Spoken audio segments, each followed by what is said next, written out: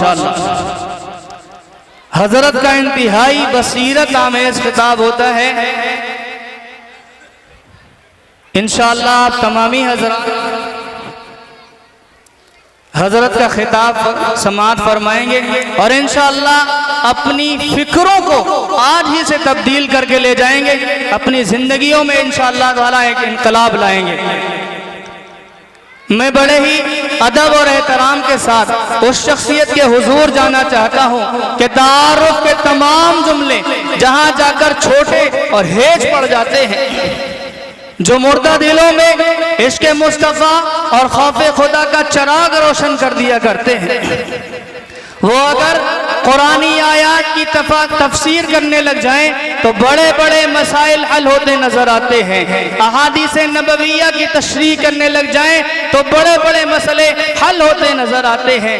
کسی نے کیا یہ خوب کہا تھا کہ مزہ برسات کا چاہو تو ان آنکھوں میں آ بیٹھو, مزہ برسات کا چاہو تو ان آنکھوں میں آ بیٹھو, سیاہی ہے سفیدی ہے شفق ہے ابر بارہ ہے. میں بڑے ہی ادب اور احترام کے ساتھ استاذ الاساتذہ, استاذ العلماء, عالم نبیل, فاضل جلیل, علم و عمل کے نیر تابع جناب حضرت اقدس حضرت مولانا افضال الرحمن صاحب قاسمی دامت برکاتہم العالیہ شیخ الحدیث مدرسہ اشرف المدارس ہردوئی سے انتہائی ادب اور احترام کے ساتھ گزارش گزار ہوں حضور والا تشریف لائیں اور اپنی قیمتی نصیحتوں سے ہم تمامی سامعین کو مستفیض فرمائیں. الحمدللہ کفا والصلاة والسلام علی سید الحبیب المصطفیٰ وعلى آلہ واصحابہ نجوم الہدى وقادة التقى رب اشرح لی صدری ویسر لی امری واحلل عقدۃ من لسانی یفقہوا قولی.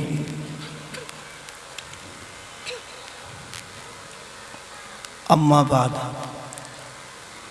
اعوذ باللہ من الشیطان الرجیم بسم اللہ الرحمن الرحیم. اقرأ باسم ربک الذی خلق خلق الانسان من علق اقرأ وربک الاکرم.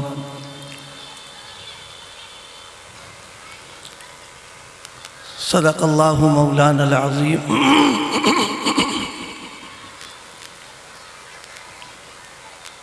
حضرت علماء کرام, میرے عزیز دوستوں اور ساتھیوں,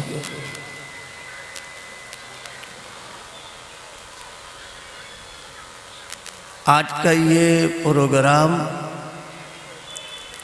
مدرسہ تحفیظ القرآن کا جلسہ دستار بندی ہے.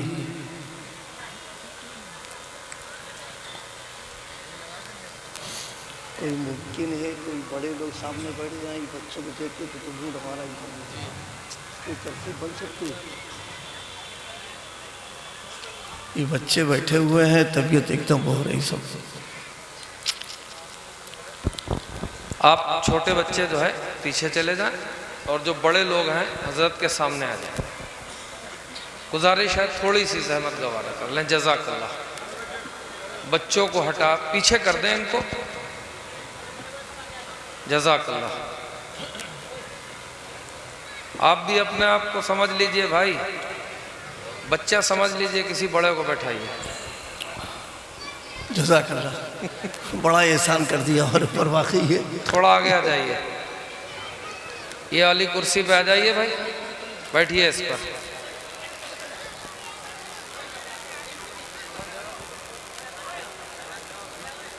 اور آگے تشریف لے آئیے. جزاک اللہ, اللہ تعالیٰ جزائے خیر دے.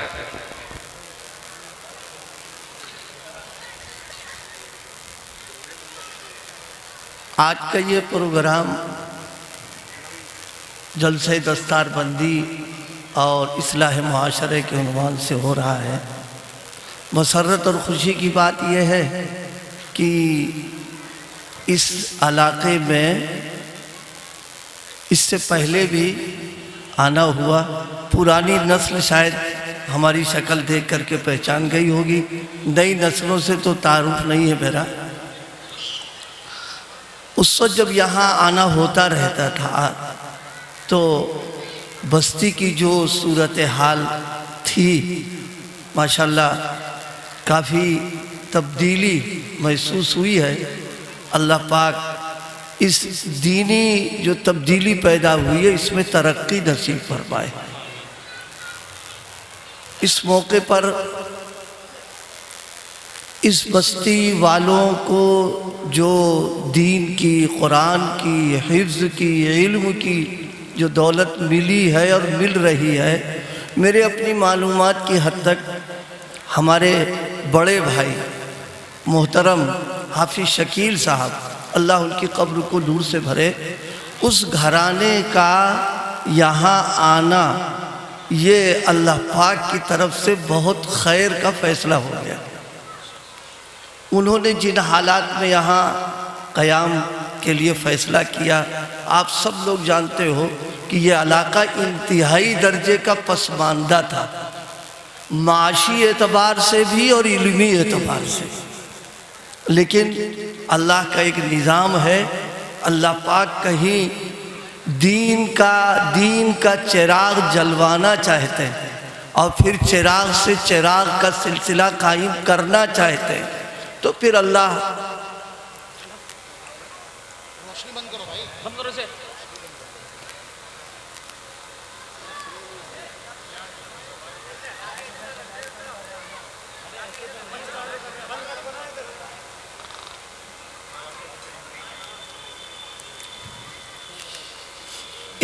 ایک بات سب کے کام کی عرض کر دیں، اگرچہ مفتی صاحب بیٹھے، ہم مفتی نہیں ہیں، مفتی صاحب ہیں، یہ بتائیں گے۔ یہ دیکھو، یہ جو ویڈیو فلم بنانے کا مزاج ہے، ہم نے جہاں تک سمجھا تھوڑا بہت شدھ بدھ ہے، دین کے مزاج کے بالکل خلاف ہے یہ چیز۔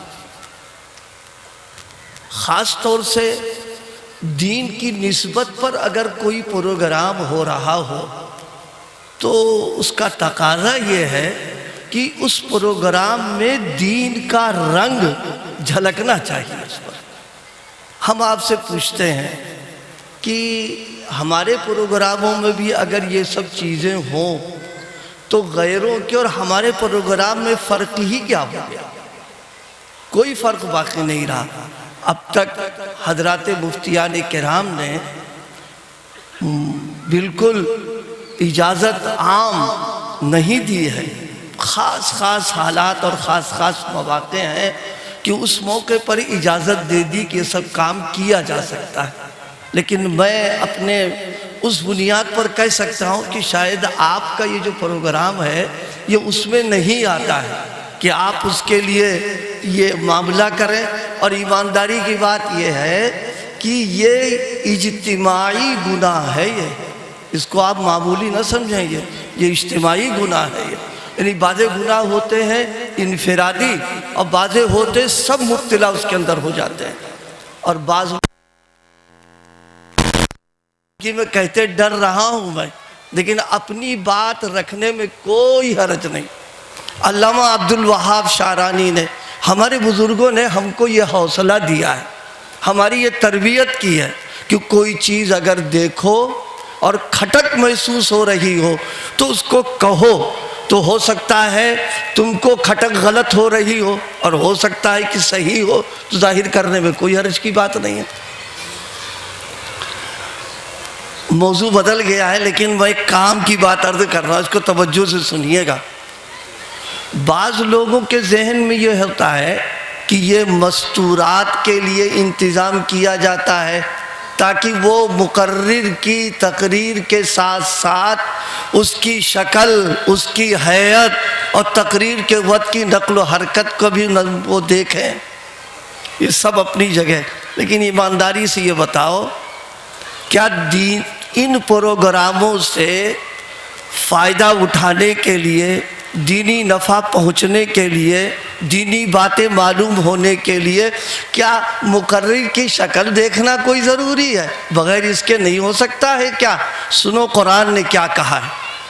قرآن نے بڑی عجیب بات کہی جو علماء کے لیے قابل غور ہے۔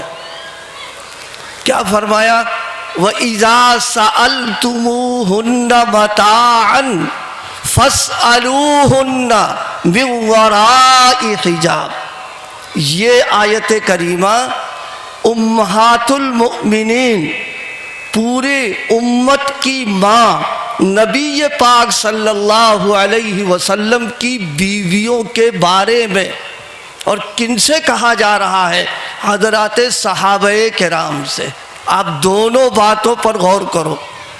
ہمارا ایمان اور ہمارا عقیدہ یہ ہے کہ یہ وہ طبقہ جنہوں نے اللہ کے پیغمبر کی صحبت اٹھائی، آپ کی تعلیم و تربیت میں رہے ہیں، یہ وہ طبقہ ہے جو مثالی ہے، اور صبح قیامت تک اب کوئی نہ جماعت اس جیسی ہوگی، نہ کوئی طبقہ ایسا ہوگا۔ اور پھر ازواج مطہرات ہم سب کی ماں ہیں۔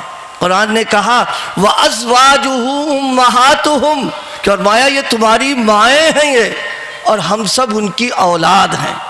لیکن کیا فرمایا؟ دیکھو ماں ضرور ہے تمہاری۔ وَإِذَا سَأَلْتُمُوهُنَّ مَتَاعًا، اگر تم کو کوئی چیز ان سے لینی ہو، کوئی تم کو ان سے کوئی چیز مانگنی ہو، تمہیں کچھ استفادہ کرنا ہو، تو فرمایا بے پردہ، آمنے سامنے کھل کر کے مت کرنا اس معاملے کو۔ فَاسْأَلُوهُنَّ مِنْ وَرَاءِ حِجَابٍ، پردے کی آڑ میں۔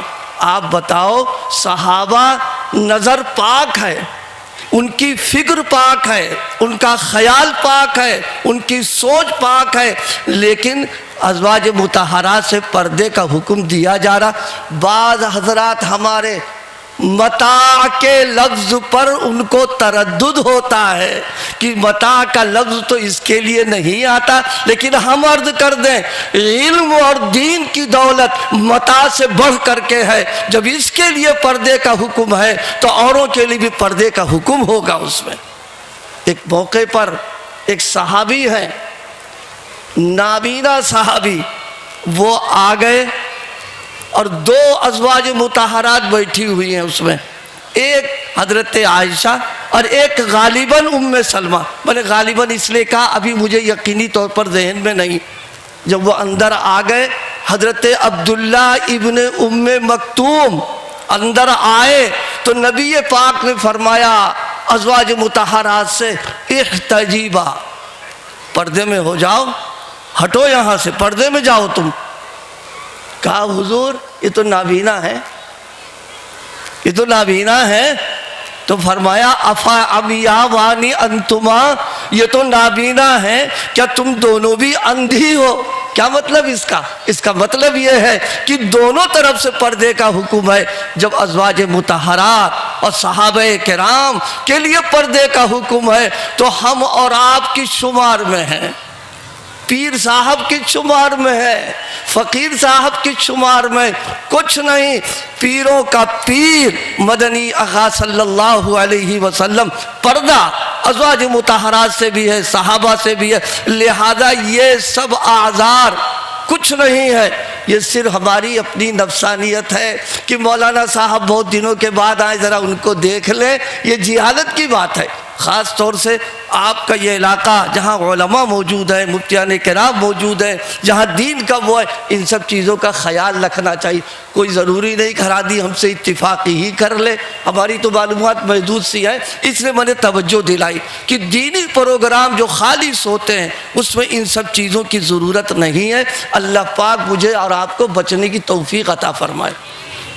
جو بات میں عرض کرنا چاہ رہا تھا وہ یہ کہ یہ جو آج ماحول آپ کے ہاں علمی نظر آ رہا، حفاظ نظر آ رہے ہیں، علماء نظر آ رہے ہیں، مفتیان کرام نظر آ رہے ہیں، یہ ایک اللہ کے مخلص بندے کے اخلاص کا نتیجہ ہے۔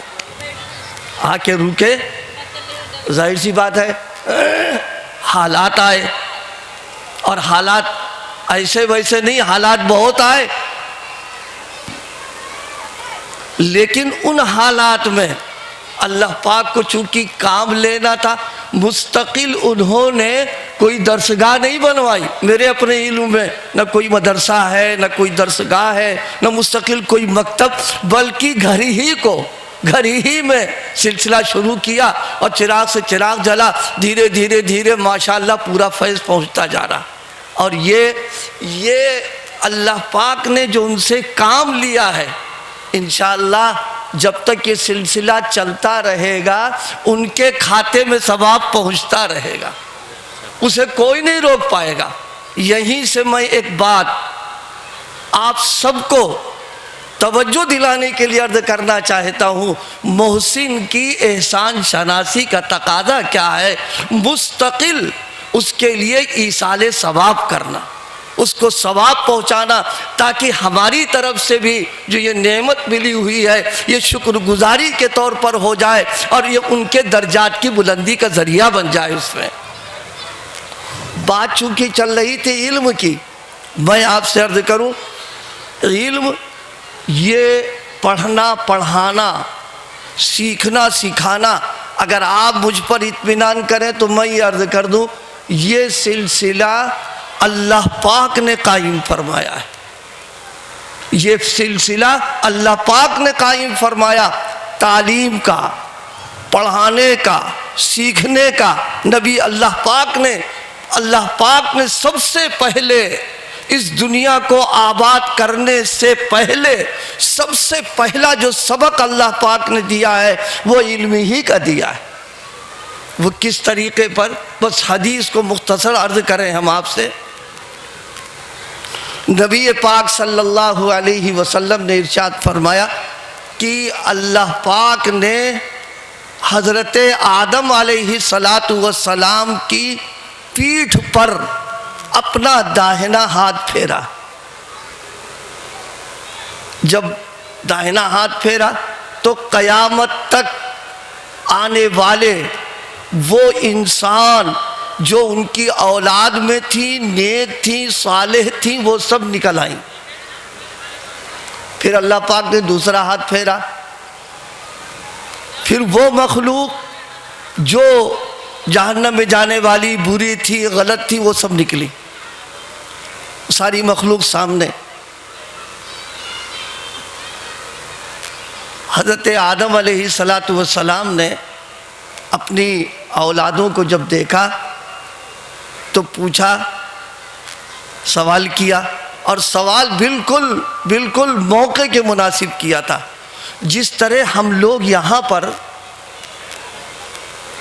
بیٹھے ہوئے ہیں اور ہر ایک رنگ کے اعتبار سے، روپ کے اعتبار سے، شکل صورت کے اعتبار سے سب مختلف ہیں، اسی طرح وہاں پر بھی سب الگ الگ، سب مختلف شکلوں میں تھے۔ حضرت آدم علیہ السلام نے ایک سوال کیا، اور سوال یہ کیا کہ اللہ، آپ تو بڑی قدرت والے ہیں، اور آپ کی قدرت ہی کی بات تھی کہ آپ نے ہم کو مٹی سے بنایا ہے، تو کیا اچھا ہوتا کہ آپ ان سب کو ایک شکل، ایک صورت، ایک رنگ اور ایک قد کر دیتے۔ آپ یہ آپ نے الگ الگ مختلف شکلیں کیوں بنائیں؟ اللہ پاک نے فرمایا کہ ہاں، یہ تو ہماری قدرت تھی کہ ہم سب کو ایک ہی شکل میں بنا دیتے، لیکن اگر سب کو ایک ہی شکل میں بنا دیتے تو میرا خلاق ہونا، میرا خالق ہونا یہ ظاہر نہ ہو پاتا۔ اور وہ اس طریقے پر کہ اگر سب ایک شکل میں ہوتے تو دنیا یہ کہتی کہ اللہ پاک کے پاس ایک ہی سانچہ اور ایک ہی پیمانہ، اور اسی پر سب کو ڈھالتے چلے گئے۔ جیسے آپ نے بھٹے میں دیکھا ہوگا اینٹیں بالکل ایک ہی طرح آ رہی ہیں، اس لیے کوئی سانچہ ایک ہی ہے، اسی میں ڈھلتا چلا آ رہا. اس سے اللہ پاک کے خالقیت کا کمال ظاہر نہ ہوتا. فرمایا کہ میں نے اپنے کمال خالقیت کو بتانے کے لیے کہ میرے علم میں لامتناہی انسانوں کے نقشے، ان کی شکلیں ہیں، لہذا اس کو بتانے کے لیے ہم نے مختلف شکلوں میں پیدا کیا لوگوں کو.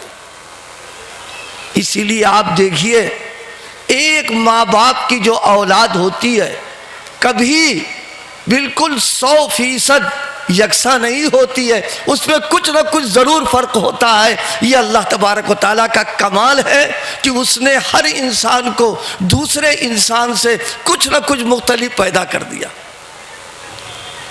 سب انسانوں کو جمع کرنے کے بعد اللہ پاک نے ایک سوال کیا.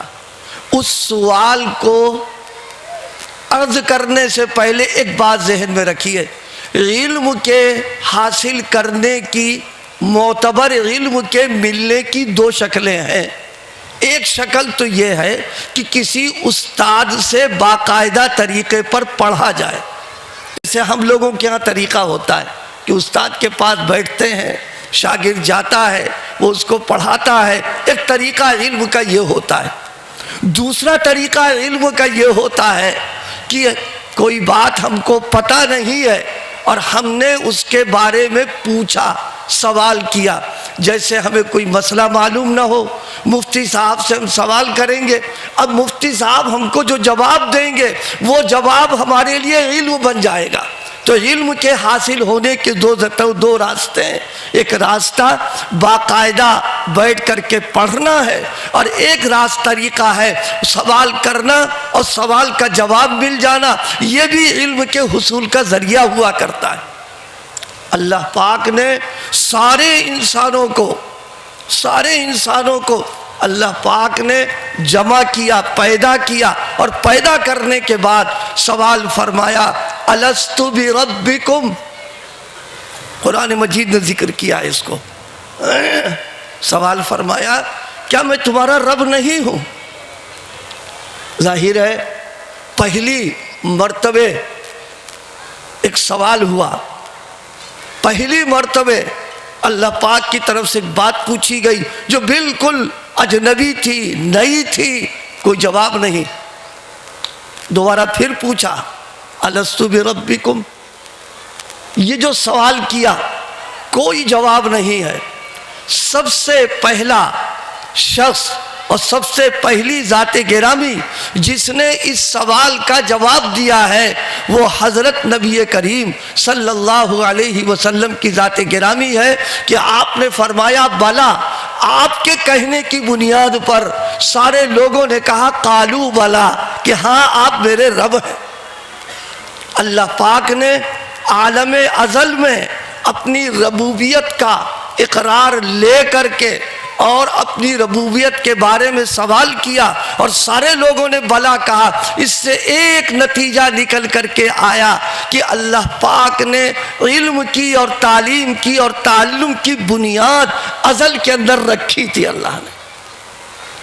اور دوسری چیز اس سے یہ معلوم ہو رہی ہے کہ انسان کا سب سے بڑا کمال، انسان کی سب سے بڑی خوبی اور انسان کا سب سے بڑا امتیاز اپنے رب کو پہچاننا ہے، اپنے رب کی ربوبیت کا جاننا، اپنے رب کی ربوبیت پر ایمان لانا، یقین کرنا. یہ سب سے بنیادی چیز ہے. اسی بنیاد کے اوپر نبی کریم صلی اللہ علیہ وسلم پر سب سے پہلی جو وحی آئی ہے اس وحی میں اللہ پاک نے اپنی اسی صفت کا تذکرہ فرمایا اقرأ بسم ربک الذی خلق. اے پیغمبر پڑھیے آپ اپنے رب کے نام سے. اس سے کیا معلوم ہو رہا؟ اس سے معلوم ہو رہا کہ اسلام نے جس علم کی تعلیم دی ہے، جس علم پر ابھارا ہے وہ علم ہے جو رب والا ہو، جو رب تک پہنچا دینے والا ہو، جس سے رب کی شناخت و معرفت ہوتی ہو، پہچان ہوتی ہو، وہ علم اللہ پاک کو پسند ہے۔ اس کے علاوہ کوئی اور علم اللہ پاک کو منظور اور مقصود نہیں ہے۔ یہاں ایک بات اور عرض کرتے چلے آپ کو سمجھانے کے لیے، ایک علم ہے علوم عصری اور ایک علم ہے علم دین، ایک ہے دنیاوی علوم اور ایک ہے دینی علوم۔ اسلام نے حوصلہ افزائی جو کی ہے وہ دینی علوم کی ہے، لیکن علوم دنیاوی وہ بھی ضرورت کی چیز ہے، اسلام نے اس سے منع نہیں کیا ہے، لیکن اصل علم کیا ہے؟ دینی علم ہے۔ اور وہ دینی علم کیوں ہے؟ تاکہ اللہ کی معرفت ہو جائے۔ آج کے دور میں پڑھنا پڑھانا اور تعلیمی نظام کا قائم کرنا حکومت بھی کر رہی ہے اور اسلام نے بھی اس کی توجہ دلائی ہے، لیکن دونوں میں فرق ہے۔ فرق یہ ہے، عصری علوم ہیں معاشیات کے لیے، پیٹ پالنے کے لیے، دنیا کمانے کے لیے، مال کے کمانے کے لیے، لیکن دینی علوم جو ہیں وہ دنیا کمانے کے لیے نہیں، اللہ کی معرفت کے لیے۔ جو علم جس کے ذریعے سے اللہ کی معرفت ہوتی ہو، ہم اللہ کو پہچانتے ہوں، اس پر ایمان لانے کا ذریعہ بنتا ہو، اسلام نے اس علم کی حوصلہ افزائی اور اس علم کا پابند کیا ہے کہ انسان کے پاس اتنا علم ہونا چاہیے کہ اپنے مالک کو، خالق کو، اپنے رب کو پہچان سکے۔ وہ علم ذہن میں رکھیے، جب تک علم نہیں ہوگا معاشرے کی اصلاح نہیں ہو سکتی ہے۔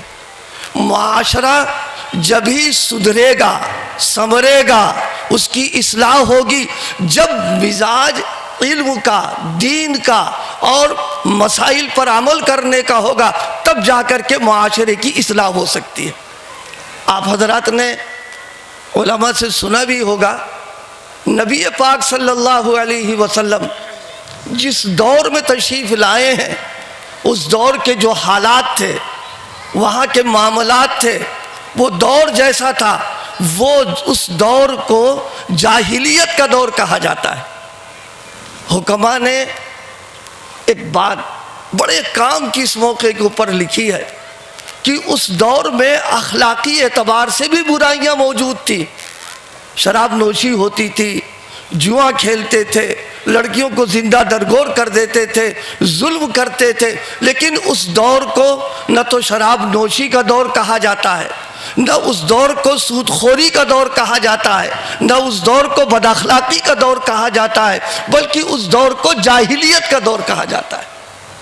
یہ جاہلیت کا دور کہنا یہ اس بات کو بتا رہا ہے کہ اخلاقی بیماریاں اور جو امراض ہیں اس کی بنیاد جہالت ہے اور جاہلیت ہے وہ۔ اور جب تک جہالت رہے گی اور جاہلیت رہے گی اور اپنے مالک اور خالق کو نہیں پہچانیں گے، اپنے اللہ سے تعلق پیدا نہیں کریں گے، اپنے اللہ کو نہیں مانیں گے اور اس کا علم حاصل نہیں کریں گے، یاد رکھیے وہ جہالت ختم نہیں ہوگی۔ جہالت ختم جبھی ہوگی جب رب والا علم عام ہوتا چلا جائے گا۔ اس لیے میرے دوستو، میرے بھائیوں، یہ علم کے تعلق سے یہ جو مدارس ہیں، مکاتب ہیں، درسگاہیں ہیں، گھروں میں علمی تعلیم جو چل رہی، یہ ایک بہت بڑی نعمت ہے۔ لیکن اسی کے ساتھ میں ایک اور بات کی طرف بھی آپ کی توجہ مبذول کرا دوں، بس بات ختم کر رہا ہوں میں۔ نیرا علم اور نیری معلومات یہ اصلاح کے لیے کافی نہیں ہے۔ انسان میں انسانیت آ جائے، سنور جائے، سدھر جائے، اس کے لیے صرف علم کافی نہیں ہوتا ہے، اس کے ساتھ ضرورت اس بات کی ہوتی ہے کہ اس علم کے اوپر عمل بھی کیا جائے۔ اور عمل کب کرے گا آدمی؟ عمل اس وقت کرے گا جب انسان کے دل میں اللہ کی محبت ہو، نبی پاک کا عشق ہو، اس کے دل میں ایمان ہو، یقین ہو، معرفت ہو، تب وہ اپنے علم کے اوپر عمل کرے گا، تب اصلاح کی شکل پیدا ہوگی۔ اس کو سمجھانے کے لیے میں عرض کر دوں، دیکھیے ہم اور آپ سفر کرتے رہتے ہیں، ٹرین کا سفر ہوتا ہے، آپ نے دیکھا ہوگا ٹرین کے چلنے کے لیے دو چیزیں بنیادی ہیں، ایک تو لوہے کی دو پٹریوں کا ہونا ضروری، اور لوہے کی دو پٹریوں کے ساتھ میں بجلی کا بھی ہونا ضروری ہے۔ مان لیجئے لوہے کی دو پٹریوں کو بچھا دیا گیا، لیکن بجلی نہیں تو انجن کھڑا رہے گا وہاں، پورے ضلع کے لوگ مل کے دھکا کر لگائیں گے تو چند قدم چل کے تھک کے بیٹھ جائیں گے آ کر کے۔ اور اگر بجلی ہے اور لوہے کی دو پٹریاں موجود نہیں ہیں اور گاڑی کو چلا دیا جائے گا تو وہ انجن میں ڈبوں کے زمین میں دھسے گا اور جتنے بیٹھے سب تباہ و برباد ہو جائیں گے۔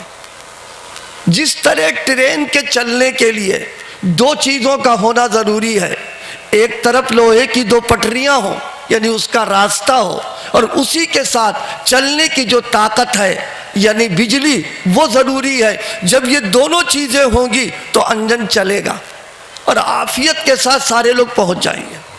بالکل اسی طریقے سے انسان کی زندگی میں انسان کے لیے ایک طرف دین کا علم ضروری ہے، قرآن کا علم ہو، شریعت کا علم ہو، نبی پاک کی سیرت سے واقف ہو، مسائل اور احکام سے واقف ہو، اسی کے ساتھ ساتھ ضرورت اس بات کی ہے کہ اللہ کی محبت و معرفت بھی اس کو حاصل ہو۔ دین کا علم ہوگا، راستہ نظر آئے گا کہ حلال کیا ہے، حرام کیا ہے، جائز کیا ہے، ناجائز کیا ہے، صحیح کیا ہے، غلط کیا ہے، سیدھا راستہ کیا ہے، رسم و رواج کیا چیز ہے، یہ علم دین کے ذریعے سے انسان کو معلوم ہوتا ہے۔ اور اسی کے ساتھ میں جب اللہ کی محبت و معرفت ہوگی تب پھر جو راستہ نظر آیا ہے اس راستے پر چلنے کی طاقت پیدا ہو جائے گی انسان میں۔ اگر یہ دونوں چیزیں نہیں ہیں تو پھر اصلاح خواب و خیال ہو جائے گا، اور اگر دونوں میں سے ایک چیز موجود ہے نقصان پہنچے گا، فائدہ نہیں ہوگا۔ دونوں چیزیں ہوں گی تب پھر معاشرے کی اصلاح ہوگی۔ نبی پاک صلی اللہ علیہ وسلم کی صحبت میں حضرات صحابہ کرام نے آپ کی تربیت میں، آپ کی تعلیم میں رہ کر کے دونوں چیزوں کو حاصل کیا ہے، علم دین کو بھی حاصل کیا اور علم دین کے ساتھ ساتھ اللہ کی محبت و معرفت کو بھی حاصل کیا، اور اس بنیاد کے اوپر عملی میدان کے اندر وہ بلندیوں کے اوپر پہنچ گئے۔ آج ہمارے معاشرے میں علم کے اعتبار سے تو ماشاءاللہ اللہ کا بہت بڑا فضل ہے، احسان ہے کہ اس کی طرف ماشاءاللہ توجہ ہو رہی ہے، لیکن علم کے ساتھ ساتھ اللہ کی محبت، اللہ کی معرفت، اللہ کا تعلق، وہ اسٹیم ہمارے اندر پیدا نہیں ہونے پا رہی ہے کہ جس کی بنیاد پر ہم اپنے علم پر عمل کریں اور علم کا رنگ ہماری زندگی کے اندر چڑھے اور محسوس ہو کہ ہم مسلمان ہیں، ہم ایمان والے ہیں۔ مسلمان ہونا، ایمان والا ہونا، اس کے لیے تنہا علم کافی نہیں ہے، وہ رنگ زندگی کے اندر چڑھنا چاہیے، اور وہ رنگ جب ہی چڑھے گا جب اللہ کی محبت و معرفت ہمارے اندر ہوگی۔ اس لیے میرے دوستو، میرے بھائیوں، معاشرے کی اصلاح، افراد کی اصلاح، ہم لوگوں میں کی زندگیوں میں دین آ جائے، ہم ایمان والے بن جائیں، دین پر جینے والے بن جائیں، نبی پاک کی سنتوں پر عمل کرنے والے بن جائیں، ہمیں دونوں چیزوں کا اہتمام کرنا پڑے گا۔ ایک طرف علم کے حاصل کرنے کا اہتمام اور دوسری طرف اللہ کی محبت حاصل کرنے کی فکر کرنا پڑے گی۔ اسی بنیاد پر مسلمانوں کو دو طبقوں سے تعلق رکھنا اور اس کے رکھنے کی فکر کرنا ضروری ہے۔ ایک طرف علماء سے تعلق رکھنا ضروری ہے اور دوسری طرف صلحاء سے تعلق رکھنا ضروری ہے۔ علماء سے اگر تعلق ہوگا تو علم دین ملے گا، اور صلحاء سے جب تعلق ہوگا تو صالحیت اور اللہ کی محبت مل جائے گی، اور جب دونوں چیزیں ملیں گی تو پھر انسان کامیابی کے ساتھ چلتا چلا جائے گا۔ قرآن مجید کی میں نے جو آیت پڑھی تھی، اب میں پھر بس ایک بات کی طرف اشارہ کر کے ختم کروں۔ اللہ پاک نے فرمایا اقرأ بسم ربک، پڑھیے اپنے رب کے نام سے۔ ہم مسلمانوں کو علم دین کے حاصل کرنے کے سلسلے میں اور اپنے بچوں کو تعلیم دینے کے سلسلے میں سب سے بڑی رکاوٹ یہ بنتی ہے کہ دین کا علم اور تعلیم اور قرآن پڑھیں گے تو ان کا مستقبل جو ہے وہ تاریک ہو جائے گا۔ مسلمانوں، ایک مسلمان ہو کر کے اگر ہماری یہ سوچ ہے کہ دین کا علم پڑھائیں گے تو یہ کھائیں گے کہاں سے، ان کی ضروریات کہاں سے پوری ہوں گی، ان کا جو ہے جناب والا ان کا مستقبل جو ہے تو تاریک ہو جائے گا، یہ ترقی نہیں کر پائے گا۔ ایک لمبی داستان ہے، اس کو کچھ نہیں کہنا، صرف اتنا عرض کرنا چاہتے ہیں اللہ پاک نے اس موقع پر لفظ رب کو استعمال کر کے اس مسئلے کو اللہ نے حل کیا ہے۔ رب پالنے والا۔ آپ یہ بتائیے، ہم سب لوگ دنیا میں آنے سے پہلے ماں کی پیٹ میں 9 مہینے رہے کہ نہیں رہے؟ ہر آدمی رہا ہے ماں کی پیٹ میں۔ آپ بتائیے ماں کی پیٹ میں پالنے والا کون تھا؟ ابا تھے، اماں تھے، کوئی فیکٹری والا تھا، کوئی جہاں کارخانے والا تھا، کوئی حکومت، کون پال رہا تھا؟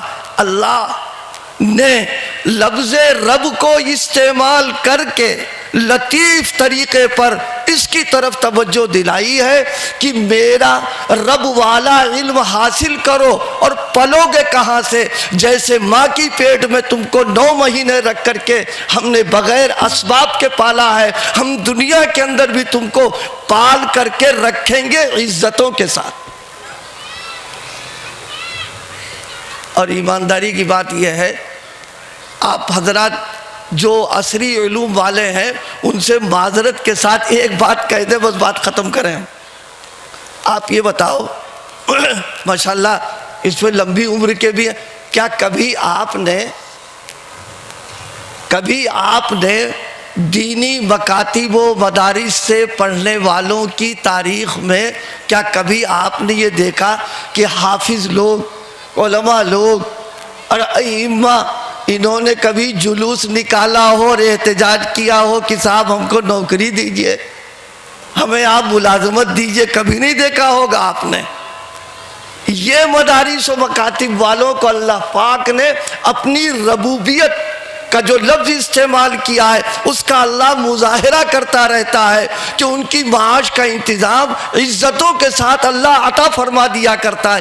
اس لیے دماغ سے نکالیے اس بات کو کہ دین کا علم اگر پڑھیں گے اور حاصل کریں گے تو کہاں سے کھائیں گے، اس کی فکر نہ کریں۔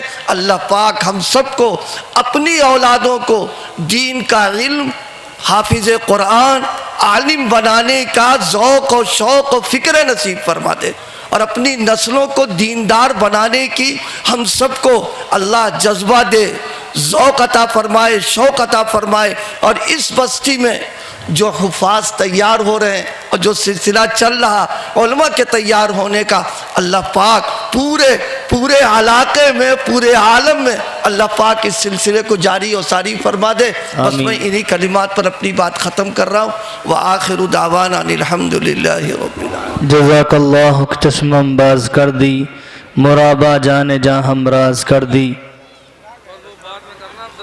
خاص ابن محمد واجد، حافظ عبد الواحد ابن محمد وسیم، حافظ محمد اویس ابن محمد جرفین، حافظ محمد سمیر ابن محمد دین، حافظ محمد اجمل ابن محمد جابر، حافظ محمد افضل ابن عبد الرشید، حافظ محمد مشکور ابن محمد سنیل۔